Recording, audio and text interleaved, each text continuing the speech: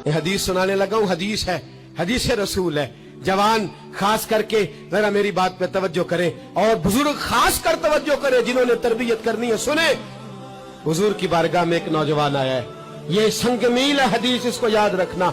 अर्ज की हुजूर मैं सारे गुनाह छोड़ सकता हूं, जिना नहीं छोड़ता। हुजूर मुझे जिना की इजाजत होनी चाहिए। मेरे हबीब ने थपकी दी, बिठा लिया। मैं कहता हूं हुजूर ने गुनाहगारों को मुआशरे से काटा नहीं, उनकी तरबियत फरमाई है, उनकी तरबियत फरमाई है, उनको करीब फरमाया। मेरे हबीब करीम सल्लल्लाहु अलैहि वसल्लम ने फरमाया इधर आ, बैठ जा। बैठ गए। हुजूर ने फरमाया तू पसंद करता है तेरी मां के साथ कोई बदकारी करे? हुजूर नहीं।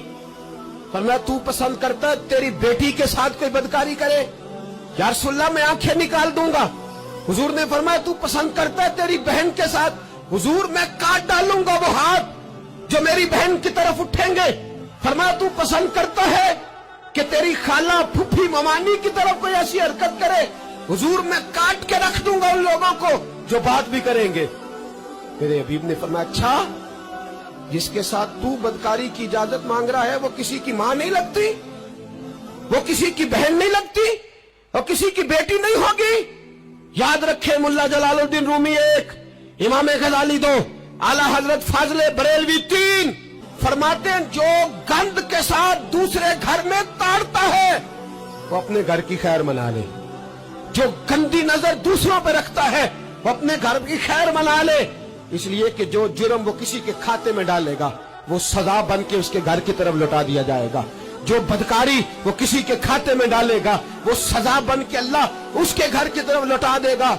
अगर अपने घर को पाक रखना चाहते हो तो दूसरों की तरफ पाक नजर रखनी शुरू कर दो।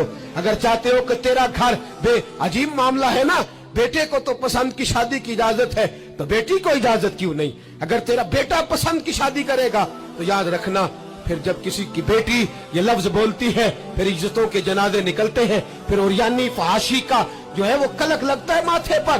फिर याद रखना चारों जानिब से रुसवाइयां तेरा नसीबा होती है। अगर तू बेटी को रोकना चाहता है तो बेटे का हाथ पकड़।